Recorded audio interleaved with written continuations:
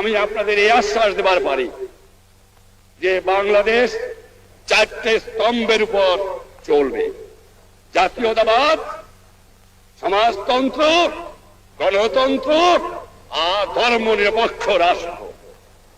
এর মধ্যে কোনো কিন্তু কিন্তু নাই, এর মধ্যে কেউ হাত লাগাতে পারবে না। এটা সোজাসুজি আমরা করব। আর আপনারা জানেন আমি সোজা মানুষ, সোজা কথা বলি, যা বলি যেটা বুঝি সেটা বলি এবং সেটা করি। এর মধ্যে আমি ভয় করি না কাউকে করব হবে খেলাফত। হোয়াট ইজ খেলাফত? আমাকে ব্যবহার করে যে রাজনৈতিক ব্যাপার সেটাকে বন্ধ করতে হবে। কেউ বিশ্বাস করতে চায় না, সে মুনাফিক হয়ে গেছে।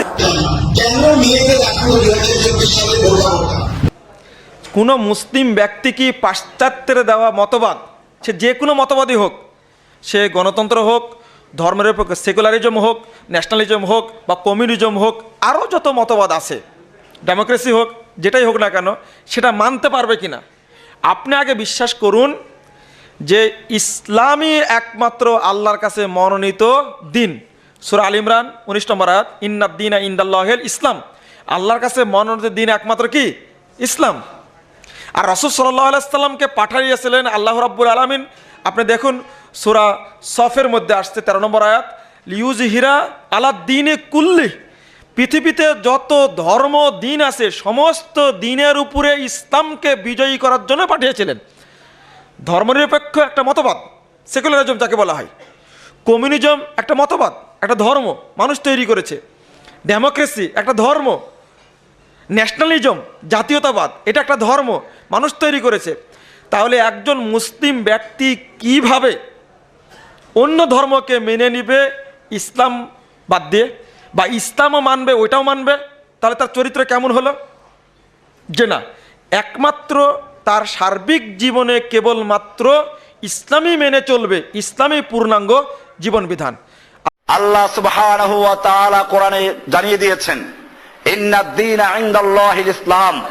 আল্লাহর কাছে একমাত্র শুধুমাত্র গ্রহণযোগ্য দিন হচ্ছে ইসলাম। ছাড়া অন্য কোন ধর্ম, অন্য কোন মতবাদ, অন্য কোন তন্ত্র মন্ত্র চলবে না। এর মধ্যে পরিষ্কার গণতন্ত্র ইসলামের বাইরে, ঠিক কিনা? কাজে ইসলাম ছাড়া ইহুদি হোক, খ্রিস্টান হোক, বৌদ্ধ হোক, এরা যেমন ইসলামের বাইরে, ঠিক তেমনি ভাবে যারা গণতন্ত্রকে দুনিয়ার মুক্তির জন্য একমাত্র পথ মনে করে তারাও ইসলামের বাইরে। কারণ গণতন্ত্রের মধ্যে আরেকটা জিনিস বলছিলাম, এরা সংখ্যাগরিষ্ঠ রায়কে অনুসরণ করে। আর কোরআনে আল্লাহ তাআলা পরিষ্কার জানিয়ে দিয়েছেন, ওয়াইন তুতি আকসারা মান ফিল আরদি। হে নবী, আপনি যদি দুনিয়ার যারা পৃথিবীতে বসবাস করছে এদের সংখ্যাগরিষ্ঠ আকসারের রায়ের অনুসরণ করেন, ইউদিল্লুকা আন সাবিলিল্লাহ, তাহলে তারা আপনাকে আল্লাহর রাস্তা থেকে গোমরাহ করে ফেলবে, আল্লাহর রাস্তা থেকে আপনাকে পথভ্রষ্ট করে ফেলবে, বিভ্রান্ত করে ফেলবে। কারণ কি? আল্লাহ বলছেন, ওয়াইনহুম ইল্লা ইয়াত্তাবিউনা ইল্লা যান্না। বেশিরভাগ লোকেরা তারা অনুমান করে, অনুমানের আনুগত্য করে। ওয়াইনহুম ইল্লা ইয়াখরুসুন। বেশিরভাগ লোকেরা আন্দাজ করে কথা বলে, তারা আন্দাজে কাজ করে। আল্লাহ তাআলা এই জন্য কোরআনুল কারীমে বারবার এটা প্রতিবাদ করেছেন। এরকম ভাবে আল্লাহ সুবহানাহু ওয়া তাআলা মুমিনদেরকে পরিষ্কার করে দিয়েছেন যে পরকালে মুক্তির জন্য ইসলাম ছাড়া অন্য কোনো তন্ত্র মন্ত্র চলবে না। এটাকে দুই দল লোকে পরিবর্তন করেছে। একদল তো গণতন্ত্রীরা, আর একদিকে হচ্ছে পীরেরা। পরকালে মুক্তির জন্য ইসলাম গ্রহণ করা দরকার নাই, এদের দরবারে মুড়ি ধরেই চলবে, এরা পার করে নিয়ে যাবে।